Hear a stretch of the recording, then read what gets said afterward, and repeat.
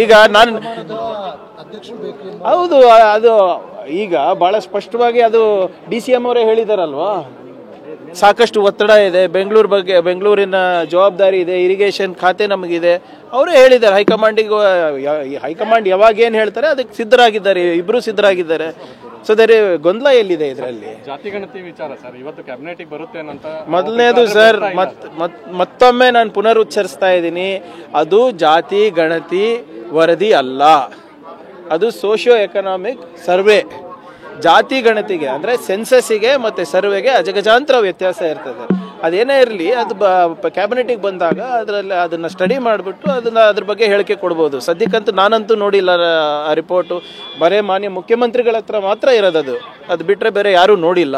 ಕ್ಯಾಬಿನೆಟಿಗೆ ಅದು ಬಂದಾಗ ಅದು ಪ್ರಸ್ತಾಪ ಆದಾಗ ಅದ್ರ ಬಗ್ಗೆ ಚರ್ಚೆ ಮಾಡೋಣ ಅಂತ. ಸತೀಶ್ ಜಾರಕಿಹೊಳಿ ಮತ್ತೆ ಕೇಂದ್ರ ಗಣರು ಒಂದು ಡಿಮ್ಯಾಂಡು ಸರ್, KPCC ಅಧ್ಯಕ್ಷರು ಮುಂದುವರಿಬೇಕಾ ಬೇಡವಾ ಅಂತ ಹೈಕಮಾಂಡ್ ಸ್ಪಷ್ಟಪಡಿಸಲಿ, ಹೈಕಮಾಂಡ್ ಇಂದಲೇ ಗೊಂದಲ ಆಗಿರೋದು ಅಂತ ಹೇಳಿದ್ದಾರೆ. ನೋಡಿ, ಹೈಕಮಾಂಡ್ ಇಂದ ಇರ್ಬೋದು, ಇಲ್ಲಿಂದ ಇರ್ಬೋದು, ಯಾವುದೇ ಗೊಂದಲ ಇಲ್ಲ. ಅವ್ರದ್ದು ನಿರೀಕ್ಷೆ ಏನಿದೆ ಅಂದರೆ ಒಂದು ಫುಲ್ ಟೈಮ್ ಇದು ಇದ್ರೆ ಪಕ್ಷ ಚಟುವಟಿಕೆಗೆ ಅನುಕೂಲ ಆಗುತ್ತೆ ಅಂತ ಅವ್ರು ಹೇಳಿದ್ರು.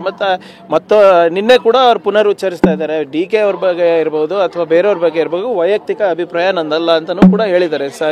ಪಕ್ಷದ ಹಿತಾಸಕ್ತಿನಲ್ಲಿ ಏನೇನು ಮಾಡಬೇಕು ಅದನ್ನ ನಾನು ವರಿಷ್ಠರಿಗೆ ತಿಳಿಸಿದ್ದೀನಿ, ಅದನ್ನ ನಾನೇ ಇದು ಮಾಡ್ತಾ ಇದ್ದೀನಿ. ನಾವು ನೋಬಡಿ ಈಸ್ ಡಿಬೇಟಿಂಗ್ ದಟ್ ಅಲ್ವಾ.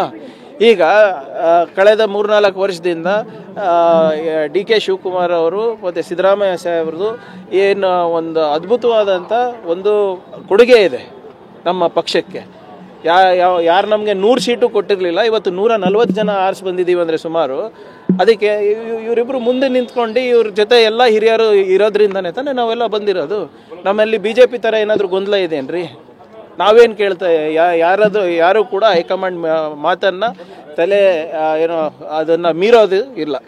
ACC ಅಧ್ಯಕ್ಷ ರಾಜ್ಯದಾರಿ ಇರೋದ್ರಿಂದ ಇಂಥದೊಂದು ಗೊಂದಲ ಯಾಕೆ ಅಂತ. ACC ಅಧ್ಯಕ್ಷ ರಾಜ್ಯದಾರಿ ಇರೋದ್ರಿಂದ ಗೊಂದಲ ಏನಿದೆ ಹೇಳಿ? ಹೈಕಮಾಂಡ್ ಸ್ಪಷ್ಟಪಡಿಸ್ಲಿ ಅಂತ ಹೇಳಿದ್ರು. ಹೈಕಮಾಂಡ್ ಸ್ಪಷ್ಟಪಡಿಸುತ್ತೆ. ಈಗ ಡೆಲ್ಲಿ ಚುನಾವಣೆ ಇದೆ, ಇದಕ್ಕಿಂತ ಮುಂಚೆ ಮಹಾರಾಷ್ಟ್ರ ಚುನಾವಣೆ ಆಯಿತು. ಈಗ ACCಗೆ ಎಲ್ಲ ರಾಜ್ಯನೂ ನೋಡ್ಬೇಕಲ್ಲ. ಆಮೇಲೆ DK ಶಿವಕುಮಾರ್ ಸಾಹೇಬ್ರು ಬಹಳ ಸ್ಪಷ್ಟವಾಗಿ ಹೇಳಿದ್ಮೇಲೆ ಇನ್ನೇನು ಉಳಿದಿದೆ?